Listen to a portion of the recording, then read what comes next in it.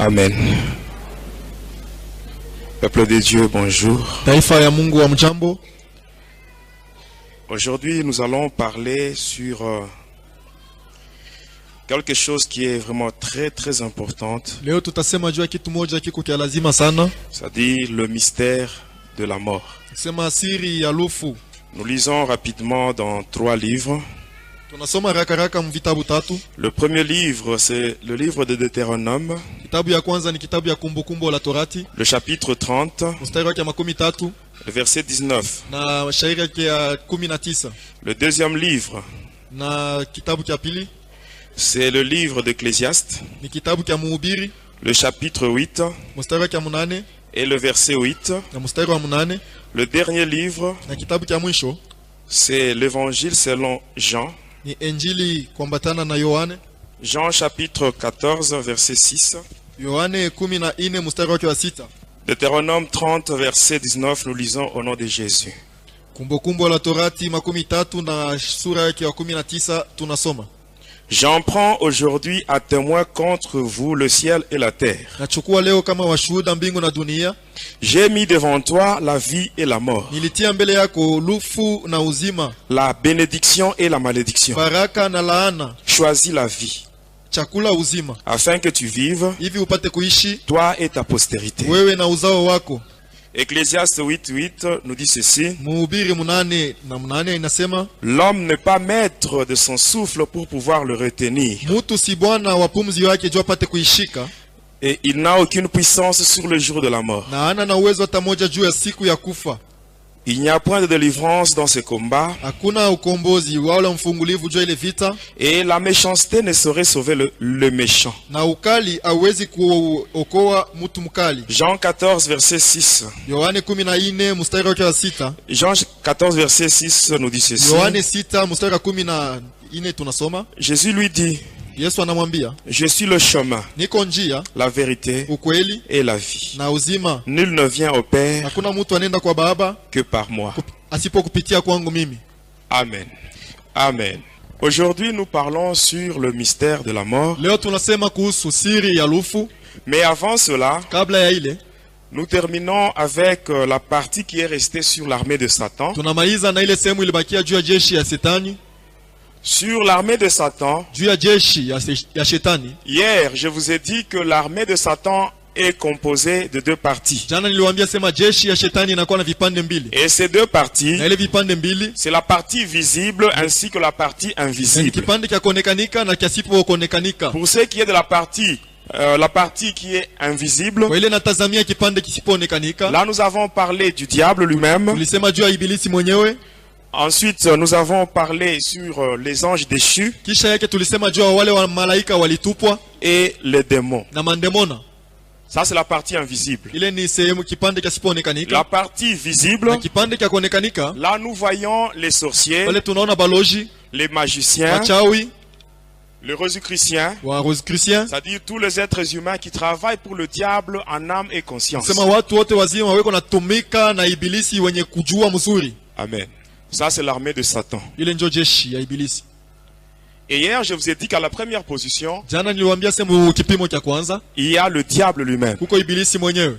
Et je vous ai même donné les 3 catégories d'ennemis de Satan. Nilivipatia hata vipande 3 ya waadui ya Shetani. Là je vous ai parlé de la femme. Pale nilisema juu ya mke. Après je vous ai parlé de toute personne qui garde les commandements de Dieu et qui retient le témoignage de Jésus-Christ.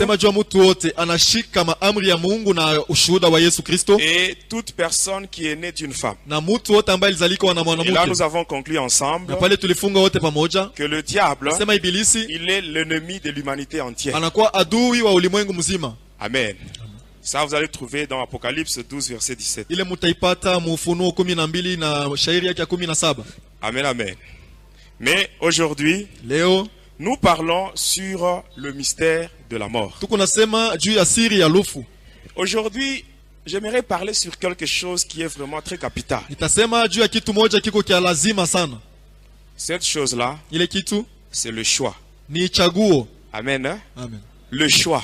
Kuchakula. Devant toi, mbele yako, il y a la vie et la mort. Kuko uzima, kuko lufu. C'est toi-même qui dois faire un bon choix. Wewe unapaswa kufanya chaguo mzuri. Amen. Si tu fais un mauvais choix, kama unachakula mbaya, Tu seras maudit, toi et ta descendance. Mais si tu fais un bon choix, tu seras béni, toi, ainsi que ta postérité. C'est ce que la Bible nous dit. On a lu cela. Amen.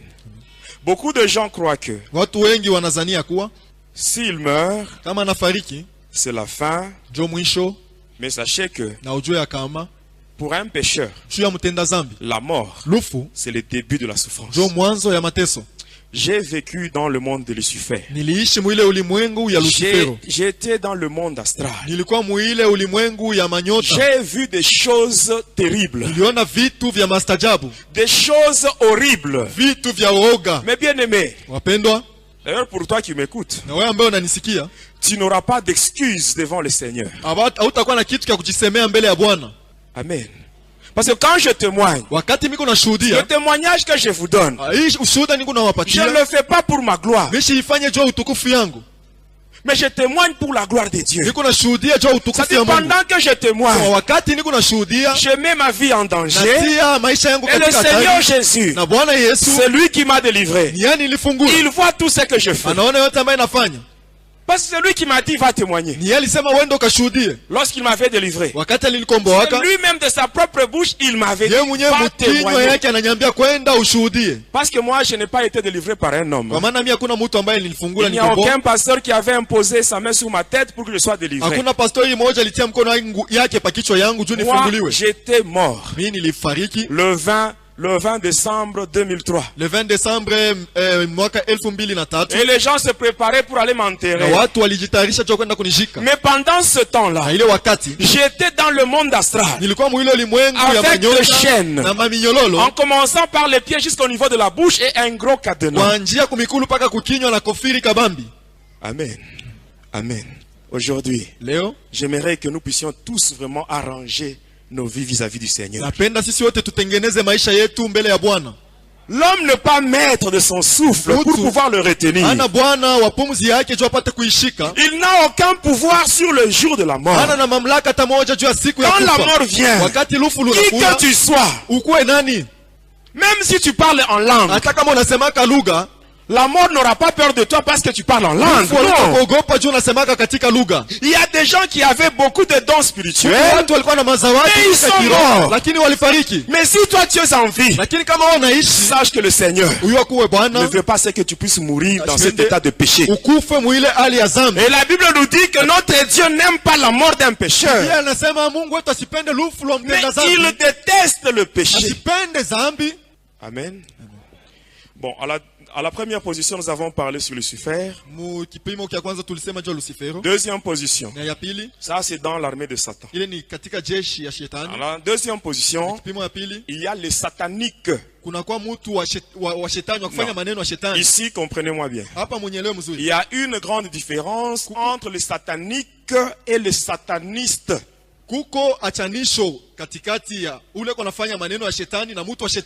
Non, le satanique, ce sont les anges qui sont tombés ensemble avec Lucifer. Mais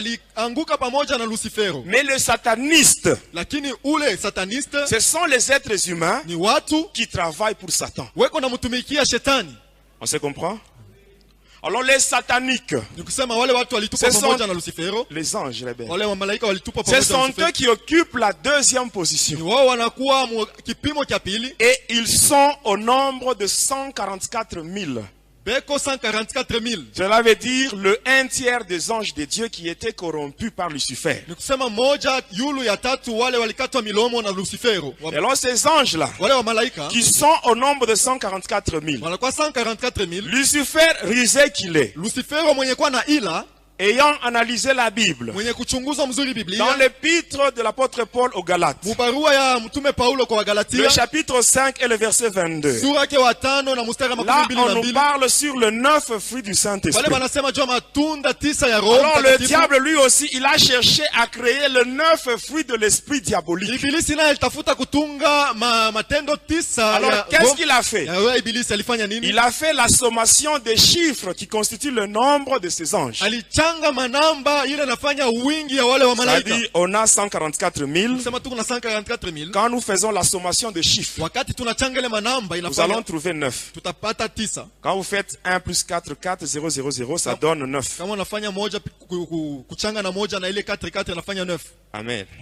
Alors, qu'est-ce qu'il a fait? Nini alifanya? Sur le 144 000, jua wale wa 144 000, il a pris 72. Alichukua makumi saba na Les mbili. 72 là, on les appelle les 72 dieux. Wale wa makumi saba na mbili wanawaita wa makumi saba na wa miungu. Alors, c'est avec ces 72 dieux qu'il a formé son gouvernement. Na wale wa makumi saba na mbili alifanya serikali yake. Les 72 dieux, wale wa makumi saba na mbili miungu, il les a divisés ou répartis en 9 groupes. Aliwagawanya mu vipande 9.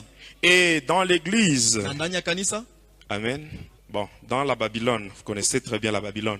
Kule kubabeli, Babylone la grande, vous connaissez. Amen. Hein? Dans cette église-là, muile kanisa ile, bon, moi je n'appelle pas cela église. Mimi siitaki kanisa. Bon, dans cette histoire-là, muile kitu, dans cette boîte-là satanique, hein, muile kitu ya shetani, le 9 groupes là, ile mankundi 9, on les appelle le 9 cœurs des anges. Banaita mioyo 9 ya wamalaika. Et ici, j'attire votre attention. Na hapa nakokota angalisho yenu. Faites très attention, mes bien-aimés. Keba ange wapendwa. Tel que vous êtes, vile muko, ne faites jamais de prières adressées aux anges. Usifanye maombi ya kuambia wamalaika. Amen. Il faut prier Dieu au nom de Jésus. Mungu katika jina la Yesu. Même la protection, nous l'avons au nom de Jésus. Hata ukingo tuko nayo kupitia jina la Yesu. N'invoquez jamais les anges. Usiite kamwe wa malaika. Parce que le diable, il a pris même le nom qu'avaient d'autres anges de Dieu. Il a donné ce nom-là à ses anges. Les anges rebelles. Faites très attention. Dans cette boîte-là, il y avait une prière là que beaucoup de gens ont déjà fait ici. En Swahili, on disait ceci. Wamalaika walinzi wetu mutulinde katika hatari zote za roho na za mwili. Ça c'est connu. Vous savez que c'est une prière satanique. C'est pour invoquer les anges de Lucifer. Amen. Nous, en tant qu'enfants de Dieu, nous n'avons pas besoin d'invoquer les anges. Parce que devant Dieu, nous avons de la valeur plus que les anges. Nous les enfants de Dieu, nous avons de la valeur plus que les anges. La preuve en est que il y a des anges qui ont péché contre Dieu. Mais Dieu les a chassés. Mais quand l'homme a péché, mais Dieu lui-même, il a envoyé son fils unique sur terre pour qu'il meure afin de sauver l'homme qui a péché, mais pas pour sauver les anges qui avaient péché. La Bible dit dans Jean 3,16, car Dieu a tant aimé le monde, il a donné son fils unique afin que quiconque croit en lui ne périsse pas mais qu'il ait la vie éternelle. Aujourd'hui, à cause de Jésus, nous pouvons demander pardon à Dieu. Nous rentrons dans la réconciliation avec Dieu. Mais ces anges-là, depuis qu'ils avaient été chassés du ciel, jusqu'à aujourd'hui, ils traînent encore dans le ténèbre. Mais toi qui es enfant de Dieu, tu n'as pas besoin d'invoquer les anges. Marche seulement dans la crainte de Dieu. Et l'ange de Dieu viendra à côté de toi. L'ange viendra. La Bible nous dit clairement, dans Psaume 34, verset 8, la Bible dit, l'ange de l'Éternel campe autour de ceux qui craignent Dieu pour les arracher au danger. C'est ce que la Bible nous dit. Amen, amen. Et le 9 groupe là, le premier groupe, il appelle ça les séraphins. Or chez Dieu il y a aussi les séraphins, n'est-ce pas? Deuxièmement, les chérubins. Troisièmement, les vertus. 4, ce sont les trônes. 5, les dominations. Les trônes, on appelle encore cela les autorités. Après les dominations, viennent maintenant les puissances. 6, 7 sont les principautés. 8 les archanges et 9 les anges. J'ai donné le 9 groupes. C'est-à-dire Séraphin, chérubin, vertu. Après vertu, le trône. Le trône, domination, puissance, principauté, archange, ange. Ça fait 9. Amen. Hein? Ça fait 9. Et après, le diable a créé une triade. Dans la triade, il y a un ange qui prend l'aspect féminin. Et cet ange-là, son nom c'est la reine du ciel. C'est avec ces démons-là que Lucifer contrôle le monde par l'informatique et la technologie. J'avais expliqué ça ici. Après, il y a l'ange qui est chargé de la destruction, qui est chargé de détruire la capacité divine placée dans l'homme. Celui-là, c'est Calibos. On l'appelle aussi Apollyon. Et enfin, dans la triade, il y a un ange qui est chargé de la communication astrale, c'est-à-dire précipiter la mort et conduire les âmes vers le monde astral. Celui-là, il s'appelle Nickel. On l'appelle encore Bélial. Amen. Après la triade, vient ce qu'on appelle la divinité de Lucifer. Là, c'est Lucifer vis-à-vis des anges qui sont tombés avec lui. Là, il s'est fait passer comme Dieu. Il s'est fait même adorer. Après cela vient la royauté de Lucifer. C'est-à-dire comment le diable cherche à régner dans ce monde comme le roi. En plaçant dans les 4 coins du monde, il place des démons qui ont comme mission de renforcer le pouvoir du mal dans le monde. Amen. Là, je vous avais parlé sur Mogoa et Jim le Grand, Baémon, Amaémon. Je vous avais parlé sur le signe de la croix. Je vous avais même parlé sur ce qui est écrit dans Psaume 75, verset 7. Où la Bible nous dit que ce n'est ni de l'Orient, ni de l'Occident, ni du désert que vient l'élévation. Mais l'élévation vient de l'Éternel. J'avais expliqué ça ici. Après le 4 rois, il y a maintenant le ministère de Lucifer et les démons. Là, maintenant, le diable travaille aussi comme ministre. C'est-à-dire du lundi jusqu'au dimanche. Là, il y a 6 ministres de Lucifer. 6 ministres.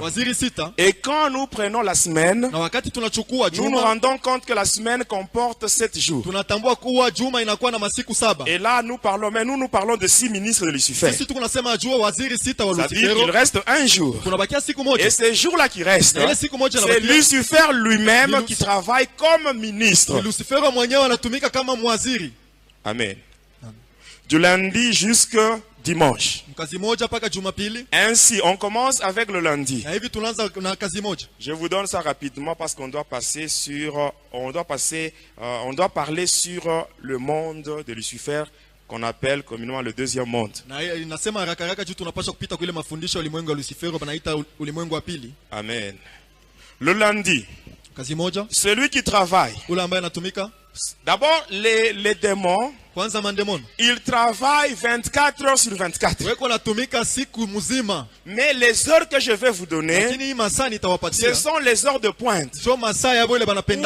Les heures où on prend des décisions pour envoyer maintenant des démons. Ainsi, le lundi, celui qui travaille le lundi, c'est Lucifer lui-même. Satan. Il travaille de 23h à minuit et de 3h à 4h du matin. Amen. Sa mission c'est quoi? La destruction dans tous les domaines. Quand vous lisez Jean 10:10, là on parle du voleur qui ne vient que pour détruire, égorger, dérober. C'est ainsi que quand vous observez et vous analysez très bien la journée de lundi, vous allez voir qu'il y a une lourdeur. Les choses ne marchent pas. Je ne sais pas si vous avez déjà observé cela. Lundi, c'est le jour où le diable, Lucifer lui-même, il travaille. Amen. Mardi. Pour mardi, celui qui travaille, son nom c'est Nabrot. Nabrot, il travaille de 9h à 10h et de 21h à 22h. Sa mission c'est quoi? Répandre l'honneur ainsi que la gloire de Lucifer dans le monde. C'est celui-là qui pousse les êtres humains à faire des choses qui reflètent la gloire de Satan. Quand tu mens, c'est la gloire de qui? Quand tu écoutes la musique mondaine, bien aimé, j'insiste sur ça. Parce que quand j'étais dans le monde de Gouldes, le monde qui est dirigé par le dragon de montagne qu'on appelle Zeus, j'avais vu des musiciens, ceux-là qui nous font la musique mondaine, ceux-là qui nous font la musique profane. Je les avais trouvés là. Il y avait des musiciens qui avalaient des serpents à 2 têtes. Des musiciens qui avalaient des serpents à 3 têtes. Et vous allez voir un musicien, quand il chante, lui-même, il change de voix. Il y a seulement une seule voix qui est à lui. Et les 2 autres voix, ce sont des voix qui sont chantées par les démons. Et en écoutant cette musique dans votre maison, vous invitez les démons. C'est drôle, mes bien-aimés. Il y a des gens dans leur maison, c'est le diable qui règne par la musique mondaine. Mais quand ils ont des problèmes, ils vont vite chez Jésus. Jésus, aide-moi, aide-moi. Non, Jésus ne va pas t'aider. Parce que dans ta maison, c'est déjà le diable qui règne. Ici, j'attire l'attention des parents. Il ne faut pas vous plier aux caprices de vos enfants. Parce que quand ils mettent des musiques mondaines dans vos maisons, quand les démons entrent, ce n'est pas seulement vos enfants qui sont touchés par ces démons. Ces démons entrent et ils mettent du désordre dans toute la maison. Et il y a des blocages. Il y a des difficultés. Amen. Hein? Dans des maisons à cause de ces histoires-là. Et même quand je parle maintenant, l'Esprit de Dieu me dit, il y a parmi nous ici beaucoup de gens qui ont ces musiques mondaines-là dans leur maison et ils se disent aussi chrétiens, enfants de Dieu. Mais bien aimés, nous en tant qu'enfants de Dieu, nous devons savoir que nous sommes dans le monde, mais nous ne sommes pas de ce monde. Amen. Tu risques de rater le ciel, hein? À cause des choses là inutiles. Quand tu mens, quand tu fais l'impudicité, quand tu triches, c'est la gloire de qui? Quand tu vas au stade pour voir le catch, c'est la gloire de qui? Quand tu t'habilles mal, c'est la gloire de qui? Amen. Voyez, ces démons-là, ils travaillent sérieusement. La Bible nous dit, en toutes circonstances, nous devons rendre gloire à Dieu. Même dans ma façon de parler, dans ma façon de m'habiller, dans ma façon de marcher, il faut que tout ce que je dois faire, que cela puisse refléter la gloire de Dieu. Mais si tu fais des choses qui reflètent la gloire de Satan, tu es poussé par un démon. Amen. Les anges là de Satan qui travaillent, ils ont des rames et des rames de démons. Amen. Lui, il est là, il prend des décisions pour envoyer les démons. Amen. Il peut avoir plusieurs légions de démons. Un seul ange de Satan. un seul ange, il peut avoir beaucoup de légions. Or, une légion de démons est constituée de 13 000 démons.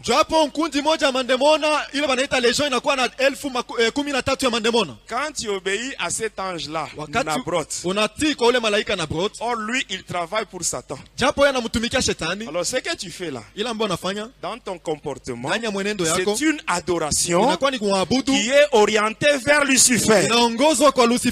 Or, si tu adores le diable au travers de ton comportement, comment est-ce que Dieu peut te bénir? Amen. La Bible est claire à ce sujet. S'il y a des familles qui n'adorent pas Dieu, la pluie ne tombera pas sur elles. La pluie, c'est ça la bénédiction. La pluie, c'est toutes les bonnes choses que nous cherchons. Mais comment ces bonnes choses qui sont dans les mains de Dieu peuvent tomber sur ta vie si toi-même tu n'adores pas Dieu? Dans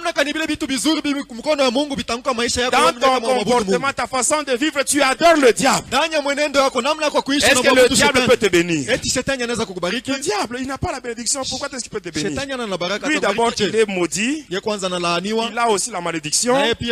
Si tu l'adores, toi aussi tu seras maudit comme lui. Amen. Le mardi, le mercredi, celui qui travaille, c'est Astaroth. Ici, je vais insister. Astaroth, hein? Il travaille, lui, de 21h à 22h. Sa mission, c'est quoi? Répandre l'orgueil ainsi que les considérations personnelles dans le monde. L'orgueil. Amen, hein? Amen. L'orgueil. Il y a certaines personnes, il y a des gens qui sont compliqués. Quand il arrive quelque part, il faut qu'on sente qu'il est là. Donc les autres n'ont rien à dire. S'il est là, il doit toujours se mettre en évidence. L'orgueil. Moi je sais. Moi. Qu'est-ce que tu connais toi? Moi. Tu es qui? Si le Seigneur Jésus, il retire seulement le souffle. Mais si sera seulement une poussière qu'on va jeter quelque part. Pourquoi l'orgueil? L'orgueil précède la chute. La Bible dit dans Jacques 4 verset 6. La Bible dit ceci. Dieu résiste aux orgueilleux et il fait grâce aux humbles. Et la Bible continue à nous dire ceci. Quand nous lisons Jacques 4 verset 10. La Bible dit, humiliez-vous devant le Seigneur et il vous élèvera. Amen. L'humilité précède l'élévation. L'orgueil. Pourquoi l'orgueil? L'orgueil devant les parents. L'orgueil partout. Si tu as l'orgueil, hein, sache qu'il y a des démons en toi. Amen. Même le diable lui-même, il a perdu sa place au ciel à cause de l'orgueil. Amen. Et cet orgueil-là, dans l'église, l'orgueil, cet ange-là du diable, il travaille, même avec des serviteurs de Dieu. L'orgueil, moi, vous voyez, moi l'homme de ceci, l'homme de cela. Amen. Vous allez voir des gens, ils vous prêchent là, avec l'orgueil, ils vous mettent en poche comme ça. Moi, voyez, moi. Mais qu'est-ce que tu connais? Il n'y a que Dieu qui connaît tout. La Bible dit clairement, dans 1 Corinthiens 13 verset 9, la Bible dit que nous connaissons en partie. Il n'y a que Dieu qui connaît tout. Des orgueilleux, des serviteurs de Dieu orgueilleux. Pourquoi ça? Mes bien-aimés, aujourd'hui, nous disons tous que Jésus est puissant. Il est au-dessus de toutes choses. Mais qu'est-ce que Jésus a fait pour mériter ça? La Bible nous dit clairement, dans Philippiens 2, versets 8 à 11, la Bible dit ceci, il s'est lui-même humilié jusqu'à accepter la mort honteuse de la croix. Et c'est ainsi que Dieu l'a souverainement élevé et lui a donné un nom qui est au-dessus de tout le nom, afin que devant le nom de Jésus, tout genou fléchisse et tout monde confesse que Jésus est Seigneur. Il s'est humilié. Lui qui était Dieu, il s'est humilié. Il est devenu un homme simple. Pourquoi l'orgueil? Je sais que vous êtes d'accord avec moi sur ce point-là. Quand vous voyez des hommes de Dieu qui vous prêchent là avec l'orgueil, sachez qu'ils sont manipulés par le diable. Amen, amen. Jeudi. Celui qui travaille pour le jeudi, son nom, c'est Akam. Akam, il travaille sérieusement. De 9h à 10h. De 21h à minuit. De 3h à 4h du matin. Sa mission c'est quoi? Amen. Répandre la haine et la division dans les églises, dans des familles. Amen, amen. Ça marche de pair avec le 5e commandement de Lucifer que j'ai donné hier. Allez propager la haine entre les chrétiens et les divisions dans les églises. J'ai dit ça hier. Et j'ai expliqué cela hier. Amen. Passons à celui qui travaille le vendredi. Celui qui travaille le vendredi, son nom c'est Béké. Il travaille de 23h à minuit. Sa mission c'est quoi? De tourner les gens dans l'œuvre de Dieu et les soumettre aux richesses ainsi qu'à l'autorité de ce monde. Amen, amen. Quand vous regardez bien, tu analyses très bien ta vie. La manière dont tu servais Dieu et la manière dont tu le sers maintenant. Tu vas te rendre compte qu'il y a une grande différence. Tu as beaucoup régressé. C'est ce démon-là qui te fait ça. Il te conduit tout droit vers la malédiction. Parce que la Bible dit, dans Jérémie 48, 10, la Bible dit, maudit soit l'homme qui fait l'œuvre de Dieu avec négligence. Et Jésus lui-même dit ceci. Dans Apocalypse 2, verset 4 à 5. Il dit ceci. C'est que j'ai contre toi. C'est que tu as perdu ton premier amour. Regarde par où tu es tombé. Répands-toi. Et reprends tes anciennes œuvres. Avant que le mal ne puisse t'atteindre. Amen, amen. Mais celui-là, Béké, il ne travaille pas seul. Il travaille avec un démon qu'on appelle Panchar. Panchar, c'est le démon qu'on appelle, c'est le démon qui coordonne les esprits de mort. C'est ainsi que dans cette boîte-là, vous allez voir que le vendredi, il y a la messe de mort. Je ne sais pas si vous avez déjà vu ça.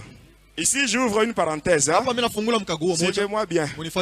Qu'est-ce qui se passe dans la messe de Requiem?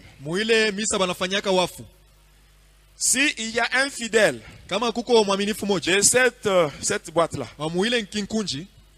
s'il y a un fidèle qui est mort, qu'est-ce qu'on va faire? Vous verrez. On va apporter le cercueil. On le met devant la porte. On va fermer toutes les portes. Maintenant, qu'est-ce qui se passe? Vous allez voir ces soi-disant sacrificateurs. Ils viendront là avec un acolyte. Et l'acolyte tient un vase où il y a de l'eau qu'on appelle eau bénite. Et dans ce vase, il y a un truc là qu'on appelle le goupillon. Et le prêtre va prendre ça. Il va commencer à asperger avec force sur le cercueil. Ça, ce sont des choses que vous avez déjà vues. Qu'est-ce qui se passe par après? Amen. À la fin, vous allez comprendre pourquoi le prêtre il asperge avec force sur le cercueil. Et ce n'est qu'après, on va ouvrir la porte.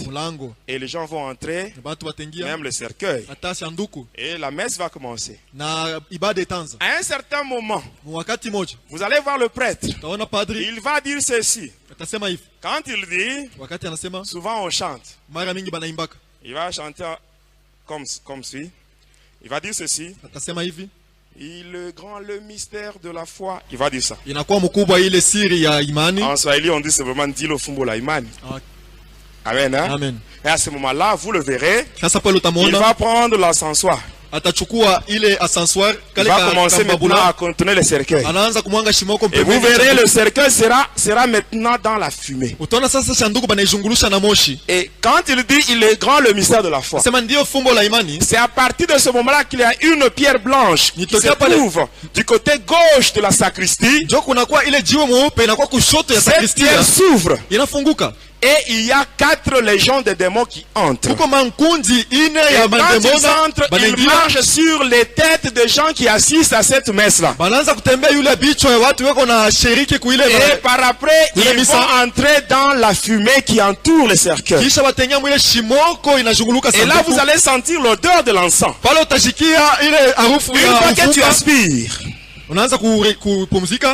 automatiquement, quand la fumée entre, c'est l'odeur là. Quand ça entre en toi, il y a aussi les démons qui entrent. Et ça, amen. Au nom du vrai Dieu qui m'a délivré, je prends mon Dieu à témoin. Si ce que j'ai dit n'est pas la vérité, que le Seigneur me frappe même maintenant. Même maintenant, que le Seigneur me frappe si je ne dis pas la vérité. Ce que je vous dis, c'est la vérité et tout le prêtre savent ça. Un conseil gratuit. Même dans ton quartier, s'il y a quelqu'un qui est mort, qui est membre de cette boîte-là, qu'est-ce qu'il faut faire? Tu vas ensemble avec eux.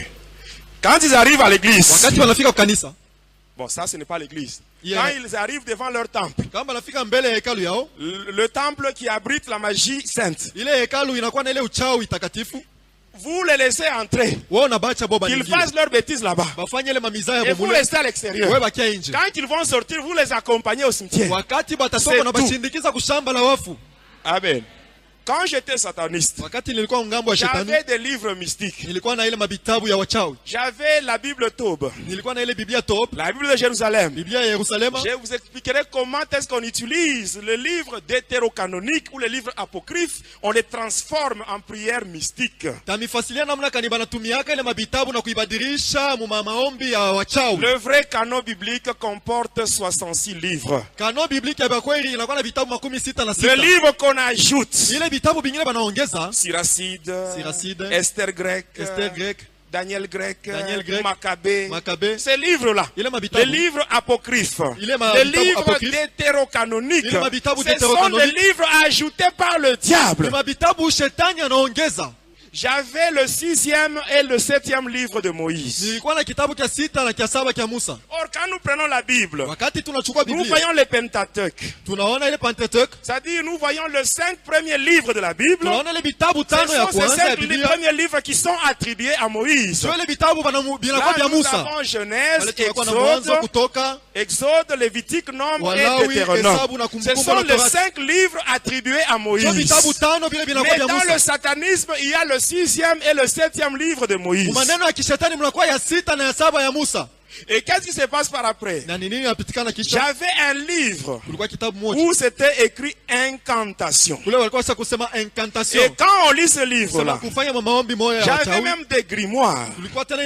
J'avais le grimoire Pentacle de Saint-Pierre, grimoire Pentacle de Saint-Jean-Baptiste, grimoire Pentacle du roi Salomon, grimoire Pentacle de Pie XII. J'avais ces livres-là. Et quand vous lisez le grimoire, vers la fin, c'est écrit ceci: tout prêtre est magicien.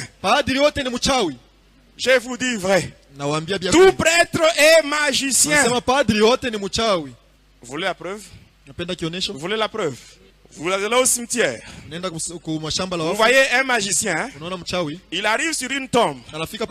Dans la tombe, amen, il y a des ossements. Le magicien arrive là, il prend 2 bougies, il met là-bas, il commence à faire des incantations. Et quand vous le voyez comme ça, vous allez dire ça c'est un magicien, n'est-ce pas? Vous arrivez dans cette boîte là, vous allez voir Là devant, sur l'autel. Quand ces fameux prêtres-là, quand ils quittent la sacristie, il vient avec ses acolytes et les autres serviteurs. Ils arrivent là devant, au niveau de l'estrade. Hein. Tout le monde se met à genoux. Et lui, il va monter seul. Il arrive là, il doit baiser là-bas. Donnez-moi un passage biblique. De la Genèse jusqu'à l'Apocalypse. Où on nous dit qu'un sacrificateur, pour faire la messe, il doit baiser sur l'autel. Mais qu'est-ce qui se passe, mes bien-aimés? Il y a deux pierres. C'est ce qu'on appelle la notion du purgatoire. Il y a deux pierres qui ont été coupées à Jérusalem. Amen. Vous voyez le sépulcre de Jésus. Le sépulcre de Jésus. Quand vous arrivez là, à l'entrée, il y avait une pierre. Et à l'intérieur, il y avait une autre pierre où on avait allongé le corps du Seigneur. Ces gens-là, ils sont allés à Jérusalem. À la pierre d'entrée, ils ont coupé une partie. Même la pierre de l'intérieur, ils ont coupé une deuxième partie. La pierre de l'entrée, la partie qu'on a coupée, on appelle ça le pétras. La pierre de l'intérieur, la partie qu'on a coupée, on appelle ça le pétros. Ils ont pris ça, les deux pierres. Ils ont conduit dans le monde d'Armstrong, c'est-à-dire le domaine marial. Arrivé là, par des cérémonies mystiques, ils ont agrandi ce pierre. Et ainsi, qu'est-ce qui se passe? Partout où on veut construire un temple qui doit abriter cette religion-là, on doit aller dans le monde d'Armstrong pour couper à ces deux pierres. La première pierre, Pétras, c'est ce qu'on met pendant qu'on construit le temple, au niveau de la fondation, du côté gauche de la sacristie, on met la pierre là-bas. Et c'est cette pierre-là qui permet aux satanistes, quand ils veulent se rendre dans le monde de Lucifer, qu'est-ce qu'ils font? Amen, amen. Vous êtes fâchés? Amen. Ici j'insiste, hein? Le témoignage que je donne, amen, ça n'engage que moi. Ce n'est pas le pasteur qui m'a dit de parler sur ça. Il n'était pas avec moi dans le monde de Satan. Ce que j'explique, ça n'engage que moi. Amen. Amen.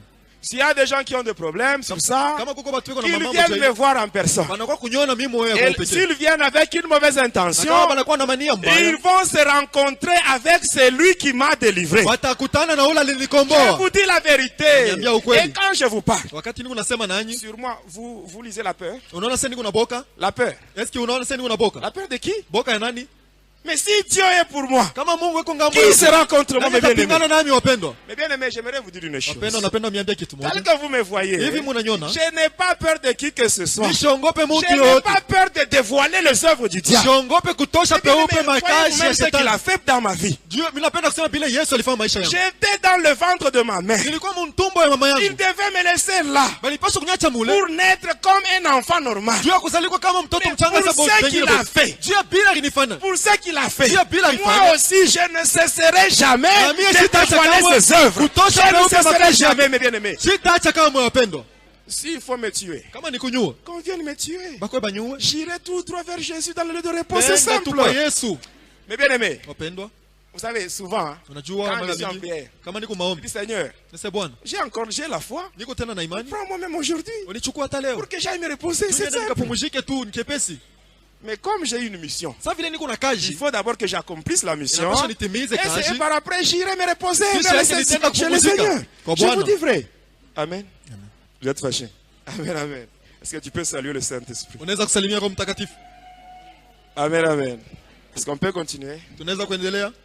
Avec ces deux pierres-là, ces deux pierres, quand un sataniste veut se rendre dans le monde de ténèbres, qu'est-ce qu'il fait? Il utilise une incantation qui est dans le livre qu'on appelle Missel. Vous savez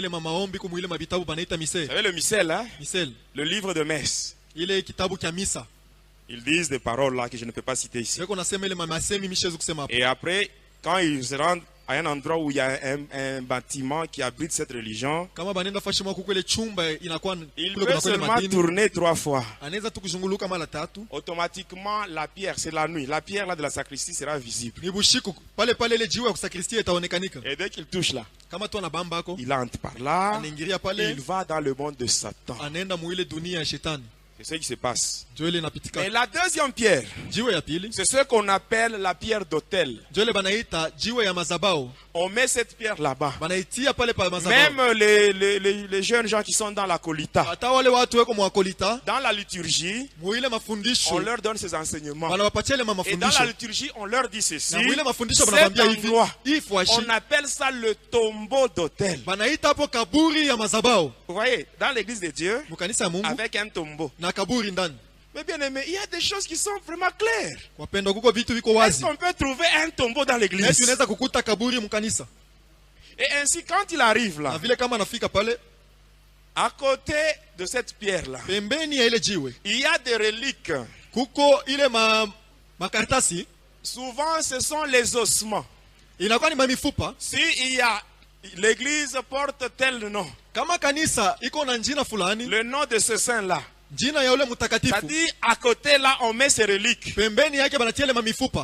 Et quand il arrive à baisser là-bas, automatiquement, il devient mi-homme, mi-animal. Sa langue devient la langue du serpent. Même s'il est ivre, il peut lire la messe. Est-ce que je mens? Si seulement nous voyons le pasteur, il monte ici, ivre, il commence à prêcher. Mais les gens vont commencer à sortir. N'est-ce pas? Amen. Qu'on se dise quand même la vérité. Hein? Je sais que le monde n'aime pas la vérité. Mais je sais que la vérité libère. Vous connaîtrez la vérité et la vérité vous affranchira. Amen, amen. Et aujourd'hui, c'est pratiquement le dernier jour de mon intervention ici. Pour l'année 2009, c'est aujourd'hui qu'on se termine. Et le reste, on verra dans l'année 2010. Si le Seigneur nous permet de venir, on viendra.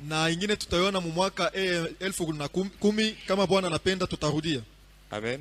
Demain, je vais intervenir seulement dans le réveillon, mais pendant la journée, je ne travaille pas. Amen, amen. Vous savez pourquoi je parle sur ces choses? Parce que la nuit, j'étais combattu. Je n'ai pas pu fermer l'œil toute la nuit. Jusqu'à 6h15. Pendant que vous étiez au lit. Mais moi je n'étais pas au lit, je n'ai pas pu même fermer l'œil. Tout ça à cause du diable. Et s'il faut dévoiler les œuvres du diable, mais je le ferai, partout je témoignerai. Amen, amen, amen. Ainsi, qu'est-ce qui se passe? Quand il arrive à baiser là-bas, il devient mi-homme, mi-animal. Sa langue devient la langue du serpent. Et par après, amen, commence à lire la messe. Ça crée le contact avec le monde de ténèbres. Et là, je vous ai parlé sur le magicien qu'on voit au cimetière avec 2 bougies. Et à l'intérieur de la tombe, on voit il y a des ossements. Mais là-bas, il y a aussi des ossements. N'est-ce pas? Et on place aussi 2 bougies. N'est-ce pas? Et il commence à parler. Mais quelle est la différence y a-t-il entre lui qui fait ça et le magicien qui peut il y a une différence. Il y a une différence. Et alors, les 2 bougies là, ça représente les 2 piliers de l'arbre de vie kabbalistique. La bougie de la droite, on appelle ça le pilier de la miséricorde. La bougie de la gauche, on appelle ça le pilier de la rigueur. Et ça permet la descente des divinités solaires. Et maintenant, quand on prend l'encensoir, on met l'encens. Il y a la fumée qui monte. Ça, c'est pour atteindre la 9e émanation qui est l'émanation de Lucifer, pour faire descendre l'influence de Lucifer dans l'église. Faites attention. Tout ce que je vous dis, c'est la vérité, la pure vérité. Bon, on parlait sur Panchar. On parle maintenant sur le démon qui travaille le samedi. Son nom, c'est Nabam. Nabam, il a 2 missions. Il travaille lui aussi de 23h à minuit. Sa première mission c'est quoi? Sa première mission, pousser les humains jusqu'aux conséquences fâcheuses de leurs actes. C'est ces démons-là, amen, hein, qui poussent beaucoup de gens à ne pas obéir aux conseils qu'on leur donne. Juste seulement le jour où il verra les conséquences de ses actes, c'est à ce moment-là qu'il va se rappeler des conseils qu'on lui avait donnés. On te dit cesse l'impudicité. Tu ne veux pas comprendre.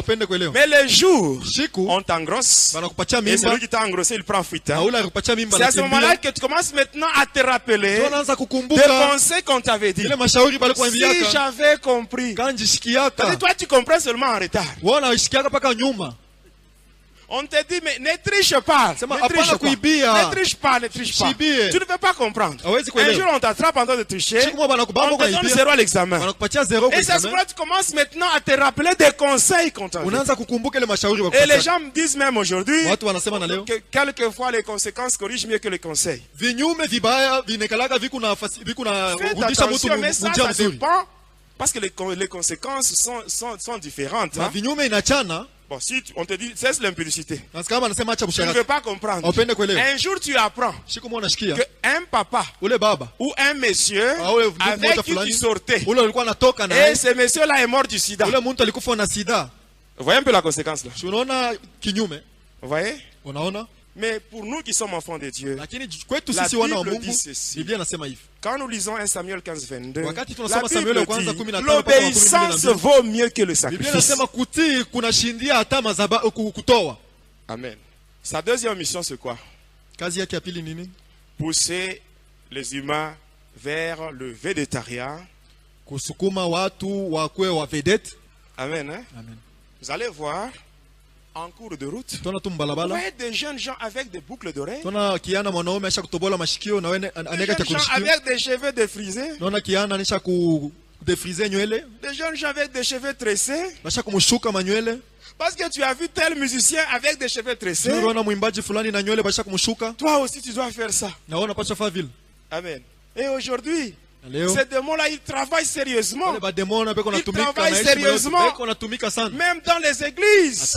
Ces démons-là travaillent. À partir de l'habillement. Aujourd'hui, il y a certaines personnes qui viennent à l'église pour faire la concurrence. Pour qu'on voit que moi aussi j'ai porté ça. On sente que moi aussi j'ai su. Au lieu de chercher Dieu, mais toi tu te limites à des futilités. Amen. Dans l'église, ces démons travaillent même souvent dans des chorales, dans des groupes de louanges. Les choristes surtout. Il y a des choristes qui chantent pour être admirés. Au lieu de chanter pour la gloire de Dieu. Quand on chante, il faut chanter pour la gloire de Dieu. Et non pas chanter pour être admiré. Ces démons travaillent. Vous allez voir. À un certain moment, soit dans la louange, vous voyez des gens qui dansent dans des églises, on commence à faire des danses mondaines. Au niveau de synthé, on commence à balancer des mélodies mondaines dans l'église de Dieu. Dans l'église de Dieu. Mais bien aimé, il y a une différence. Hein?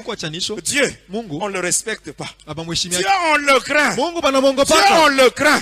Tu peux respecter tes parents. Tu peux respecter toute personne qui te dépasse en âge. Mais Dieu, on le craint. Dieu, on le craint. Dieu, on le craint. Dieu, il peut te tuer aujourd'hui. Tu meurs. Même si toi tu meurs, Dieu ne va pas cesser d'être Dieu à cause de toi. Amen. Dieu ne va pas cesser d'être Dieu à cause de toi. Voilà pourquoi Josué dit ceci. Josué 24, 14. Maintenant, craignez l'Éternel et servez-le avec intégrité et fidélité. Faites disparaître tous les dieux qu'ont servi vos pères de l'autre côté du fleuve et en Égypte. Quand tu étais dans le monde, tu faisais beaucoup de choses. Mais quand tu es maintenant dans le Seigneur, la Bible dit maintenant, craignez l'Éternel. Il y a des choses que nous voyons dans l'église, mes bien-aimés, ce n'est pas bien. Et le samedi, il travaille avec un démon, le démon de la musique. Son nom c'est Sankai. Sankai. Vous connaissez le musicien Pepe Kale? Il est déjà décédé. Quand vous suivez ces anciens albums-là, il parlait de Sankai. Sankai. Veut dire simplement envoûtement. Ici, je vais vous parler sur quelque chose. Ici, il y a des enfants de Dieu. Moi, je n'écoute pas la musique congolaise, la musique congolaise mondaine. Moi, j'aime le zouk, le slow, j'aime le reggae, j'aime la musique rock. Il y a parmi nous ici des gens qui ont ces histoires dans leur maison, qui ont des CD, des DVD, des histoires. Zouk, slow, Céline Dion. Est-ce que vous savez que Céline Dion est une prêtresse de Lucifer? Céline Dion, prêtresse de Lucifer. Madonna, Shakira, Britney Spears. Amen. La liste est longue, hein? La liste. Mais il y a ici des chrétiens, des sœurs et des frères, qui ont dans leur maison ces histoires. Mais c'est la gloire de Satan. Vous connaissez l'album Kibwisa Mpimpa? Bon, je n'ai pas le temps de vous expliquer ça. Kibwisa Mpimpa. À laquelle le Efrakata. Là, on vous dit, Dieu est grand, l'homme est petit, tout le monde le sait. Les dieux là qu'on cite là, ce n'est pas les dieux créateurs. Même les dieux là qui est cité dans la religion musulmane. Quand ils disent Allah Akbar, quand on dit ça, Dieu est grand, ce n'est pas les dieux créateurs. C'est un autre. Celui qui a chanté Efrakata.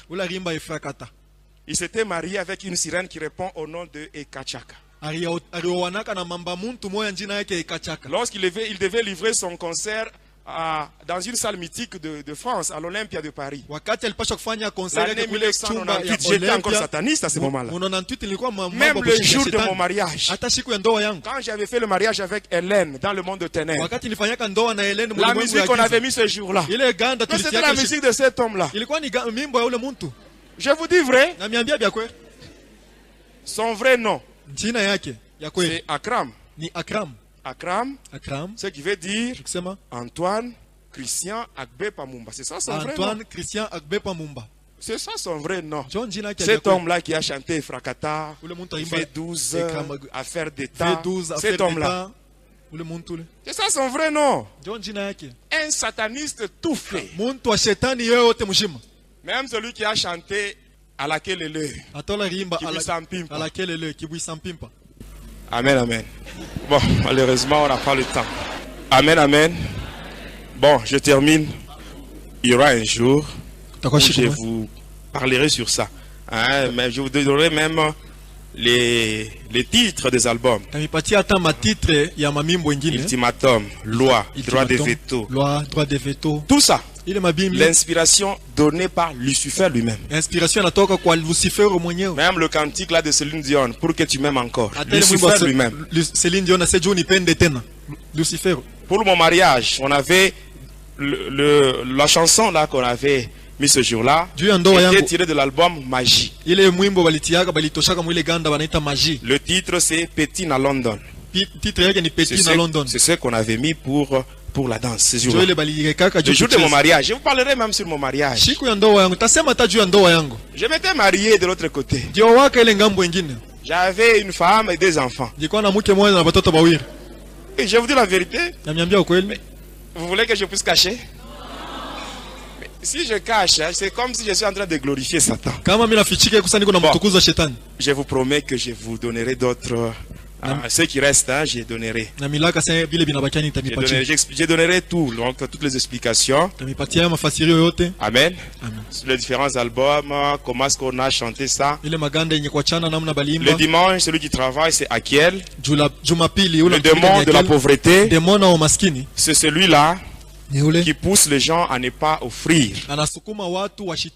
Il travaille de 12h à 1h du matin pour maintenir les gens dans la pauvreté. Le diable aime la pauvreté. Il veut que les enfants de Dieu restent dans la pauvreté. Parce que si on est pauvre, on ne va pas traîner, on ne va pas faire beaucoup de temps, on va encore rentrer chez Lucifer. La pauvreté pousse les gens vers Lucifer. On devient facilement sorcier si on est pauvre. C'est pour cela que vous devez tout faire pour combattre la pauvreté. Et la pauvreté, on peut la combattre seulement quand on sait offrir à Dieu. Quand on sait soutenir l'œuvre de Dieu, c'est le seul moyen pour combattre la pauvreté. Alors je termine avec ce que je vous ai dit, la mort. C'est ce que je vous ai parlé, je vous ai dit au début, le mystère de la mort. Amen, amen. En ce moment, j'attire maintenant l'attention de tout le monde. Ça, c'est une affaire qui concerne tout le monde.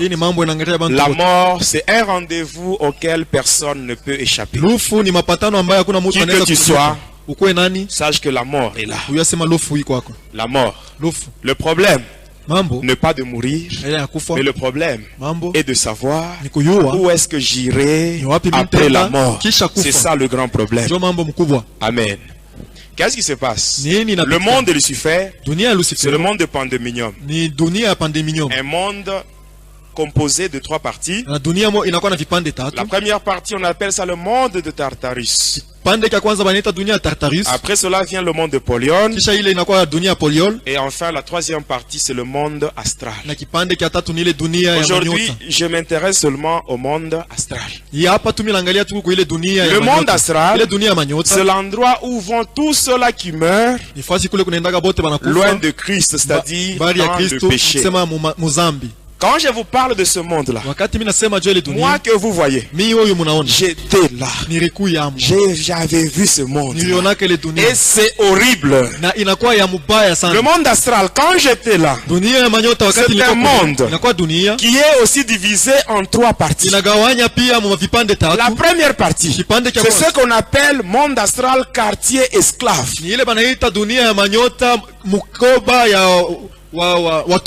Qu'est-ce qu'on appelle quartier esclave? C'est l'endroit où vont tous les païens ainsi que le chrétien hypocrite. Tous les chrétiens hypocrites ainsi que les païens. Ils se rendent là-bas après leur mort. Qu'est-ce qui se passe, mes bien-aimés? Dans ce monde ici, on peut marcher même pieds nus, n'est-ce pas? Mais là-bas, ce n'est pas le cas. On marche sur la cendre brûlante. Et ça, ce n'est qu'un acompte. Parce que la finalité, c'est la guerre avec le diable. Le lâche-feu de souffle. Et ça, ce n'est qu'un acompte. Quand tu meurs, loin de Christ, étant païen ou chrétien hypocrite. Être chrétien mais bien aimé, ce n'est pas avoir la Bible. Être chrétien, ce n'est pas parler en langue. Être chrétien, c'est marcher conformément à la volonté de Dieu. Être chrétien, c'est naître de nouveau. Être chrétien, c'est marcher dans une nouveauté de vie. C'est ça être chrétien. Mais si tu meurs dans le péché, étant païen ou chrétien hypocrite, directement tu seras orienté dans le quartier esclave. Et là il y a des avenues. Des avenues en suivant le péché que tu fais. Il y a une avenue de menteurs, de masturbateurs, de ivrognes. Amen. Le diable, il est vraiment très organisé. Et moi, c'est que je vous explique. Ce sont les choses que j'ai vues avec mes yeux. J'étais là. Et là-bas, c'est là où il y a des pleurs et des grincements. En fonction du péché que tu fais, sache qu'il y a déjà une avenue qui est déjà attribuée pour toi.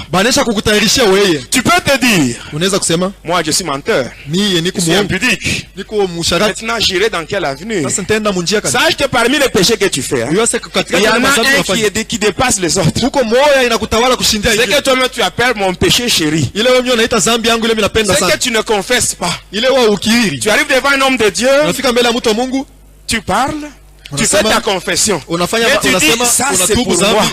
Ça c'est pour moi. Ce que tu gardes là, c'est ce qui va te donner une avenue.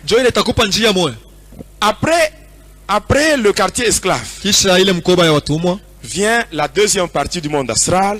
C'est la fournaise de Lucifer. J'avais vu un grand lac. Un grand lac de feu. Et quand j'étais là, c'est un département qui est contrôlé par Lucifer lui-même. Et quand j'étais là, je voyais une fumée qui sortait. Et il y avait des gens qui pleuraient. Mais qui sont ces gens que j'avais trouvés là? Ce sont des vrais chrétiens. Suivez-moi bien. Des vrais chrétiens qui ont combattu le diable durant leur séjour terrestre. Mais avant de mourir, ils ont péché, mais ils ne se sont pas repentis. Amen. Je reprends. Je reprends. Le lac là, la fournaise de Lucifer. J'avais vu ça. Et là, il y avait une fumée qui sortait. Il y avait des cris. Il y avait des gens qui pleuraient. Les gens qui étaient là, ils étaient dans le feu. Je les avais vus. Ils étaient dans le feu. Ils sentaient la douleur du feu. Mais ils n'étaient pas consumés. Ils sont là. Et ces gens-là, ce sont des vrais chrétiens qui ont combattu le diable durant leur séjour terrestre. Parce que même ici, quand nous prions, nous chassons les démons, nous avons le feu dans le monde de ténèbres. Effectivement, il y a des choses terribles qui se passent. Le diable, il est mal à l'aise. Il y a des choses qui sont détruites. L'organisation du diable n'est plus stable. À cause de nos prières que nous faisons ici. Amen. Mais toi qui combats le diable, il cherche ta vie. Il cherche. Lorsque tu vas pécher, au lieu de te repentir rapidement, on vient même te prodiguer des conseils. Et tu commences même à dire, est-ce que je suis le seul? N'est-ce pas tel aussi avait fait ça? Même les pasteurs avaient fait ça. Oh mais bien aimé, le salut est individuel. Tu ne seras pas jugé en fonction de ton pasteur. Non. Tu seras jugé en fonction de ce que toi-même tu fais. Si tu es un chrétien, tu combats le diable. Tu détruis les œuvres du diable par tes prières. Si quelque part tu te rends compte que tu y as péché, il faut faire vite. Tu dois te repentir. Tu demandes la sanctification. Tu te répands et tu demandes le sang de Jésus pour être sanctifié. Mais si tu ne fais pas ça, toi qui combattais le diable, toi qui as déjà régressé, sache que c'est le diable qui fait ça. La Bible dit ceci, que ceux qui se sanctifient davantage. Mais toi tu combattais le diable. Regarde maintenant aujourd'hui comment tu as régressé. Comment tu as régressé. C'est le diable qui fait ça pour t'éloigner de Dieu afin de te tuer. Et quand il va te tuer, toi tu n'iras pas dans le quartier esclave. Mais toi c'est la fournaise qui t'attend. Tu es là. Regarde la manière dont tu servais Dieu et la manière dont tu le sers maintenant. Tu dois te rendre compte que tu as beaucoup régressé. Ça c'est le diable qui fait ça. Pendant que tu es en train de régresser, le diable aura maintenant accès à ta vie et il te prend. tu vas là. Tu te souviendras de moi, hein? Mais ça sera trop tard. Ça sera trop tard. Et le dernier endroit, c'est ce qu'on appelle le séjour de mort. C'est-à-dire au monde astral, séjour de mort. C'est là où vont tous les êtres humains qui ont travaillé pour le diable en âme et conscience. Sorciers, magiciens, rosicruciens, catcheurs. Quand tu meurs, le diable ne va pas te remercier. Il ne va pas dire comme toi tu as offert 200 personnes, ça va. Ce n'est pas ça. Ce n'est pas ça. Il te prend. Hein? Tu vas maintenant dans une cellule. Et là, il y a plusieurs cellules. Dans chaque cellule, il y a une personne avec des chaînes et un gros cadenas au niveau de la bouche. Moi, quand j'étais là, j'ai vu le président Mobutu. Je l'ai laissé là avec ses chaînes et un cadenas. J'ai laissé beaucoup de gens. Luambo Makiadi, Pepe Kale, tous ces gens-là, ils sont dans le monde astral enchaînés avec des cadenas. Et la liste est vraiment longue, je ne saurais pas vous donner. La liste est très longue. Amen, amen. Amen. Le monde astral. Maintenant, qu'est-ce qui se passe quand une personne meurt? Si une personne meurt, on lave son corps, on le met dans le cercueil. Et là, on l'oriente vers le cimetière. On va l'enterrer. Qu'est-ce qui se passe? Vous êtes en route. Vous allez au cimetière. Vous allez enterrer quelqu'un. Et les gens pleurent. Ceux-là qui sont éprouvés. Ils pleurent, ils se lamentent. Nous avons perdu tel. Nous avons perdu tel. Mais pendant que vous pleurez, la personne que vous êtes en train de conduire au cimetière, ce qui se trouve dans le cercueil, c'est juste son corps, le cadavre. Mais l'homme lui-même, la personne intérieure, se trouve au-dessus du cercueil en train de pleurer plus que vous.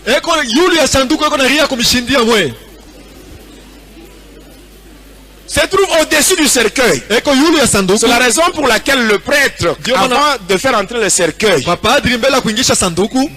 l'église, on commence par asperger sur le cercueil afin de maîtriser cet esprit qui est au-dessus du cercueil. Pendant que vous conduisez, le cercueil et le cadavre au cimetière, la personne elle-même, l'homme intérieur, se trouve au-dessus du cercueil en train de pleurer, plus que vous. Il quitte même le dessus du cercueil. Il va maintenant s'accrocher aux membres de sa famille. Mais il passe dans le vide parce que son corps est devenu immatériel. À ce moment-là, la personne pleure. La personne cherche même les évangélistes qu'on lui prêche la parole afin de croire. Mais c'est trop tard. La parole que tu négliges, il y aura un temps tu chercheras la parole, mais tu ne la verras pas. La personne pleure. À ce moment-là, même si la personne crie, Jésus, viens me secourir, viens mon secours, Jésus ne viendra pas. Parce que Jésus, il n'est pas un Dieu de mort, mais c'est un Dieu de vivant. Pendant que tu es encore en vie, change ta façon de vivre. Tu as encore l'occasion. Abandonne l'impudicité, abandonne le mensonge, abandonne la médisance, abandonne l'escroquerie, abandonne ce que tu fais, abandonne toutes ces mauvaises choses, abandonne. Tu as encore l'occasion.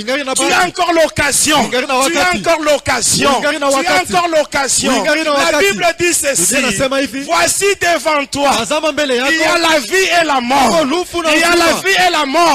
Choisis la vie pour que tu vives. Sois ainsi que ta postérité. Choisis la vie. Oh, choisir la vie. Choisir la vie, c'est accepter le Seigneur Jésus comme Seigneur et Sauveur. Parce que lui, il est le chemin, la vérité et la vie. Donne ta vie à Jésus aujourd'hui. Aujourd'hui, tu dois faire le choix. Tu dois faire le choix. Parce que devant toi, il y a la vie et la mort. Oh, mes bien-aimés, il y a des gens qui ont déjà choisi le Seigneur Jésus seulement comme leur sauveur, mais pas comme leur Seigneur. On le choisit comme sauveur, on accepte que c'est que le sacrifice qu'il a fait à la croix, c'était pour me sauver. Là, on l'accepte comme sauveur. Mais l'accepter comme Seigneur, c'est maintenant marcher conformément à la volonté de Dieu. C'est ça, accepter Jésus comme son Seigneur. Parmi nous ici, il y a beaucoup de gens qui ont déjà reçu le Seigneur Jésus seulement comme leur sauveur, mais pas comme leur Seigneur. Parce que si Jésus était ton Seigneur, tu n'allais pas te comporter comme tu le fais. Si Jésus était ton Seigneur, tu n'allais pas marcher dans le mensonge. Si Jésus était ton Seigneur, tu n'allais pas continuer dans l'impudicité. Si Jésus était ton Seigneur, tu allais changer ta façon de vivre, même ton comportement. Tout cela devait refléter la gloire de Dieu. Si tu fais encore des choses qui ne reflètent pas la gloire de Dieu, sache que tu ne l'as pas encore choisi. Tu ne l'as pas encore choisi. Aujourd'hui, le Seigneur Jésus, il te donne l'occasion de le choisir, qu'il soit ton Seigneur, qu'il soit ton sauveur. Parce que si tu choisis Jésus, les jours de la mort, même si tu meurs, tu n'iras pas dans le séjour de mort, tu n'iras pas dans le monde astral, mais tu iras dans le lieu de repos. Parce que la Bible dit, heureux dès à présent, le mort qui meurt dans le Seigneur, ils vont se reposer, et leurs œuvres les accompagnent. Même toi, si la mort vient, si tu as déjà donné ta vie au Jésus, si tu as déjà donné ta vie au Seigneur Jésus, tu ne peux pas avoir peur. Parce que toi, le jour de ta mort, ça sera un voyage vers le lieu de repos. Et même tes œuvres vont t'accompagner. Donne ta vie à Jésus aujourd'hui. Qu'il soit ton Seigneur. Qu'il soit ton Seigneur. Qu'il soit ton Seigneur. Abandonne le péché. Abandonne le péché. Abandonne ce que tu fais. Abandonne ce mauvais comportement. Abandonne cela. Et Jésus lui-même, il va faire le reste. Que mon Dieu vous bénisse. Est-ce qu'on peut acclamer encore très bien le Seigneur Jésus?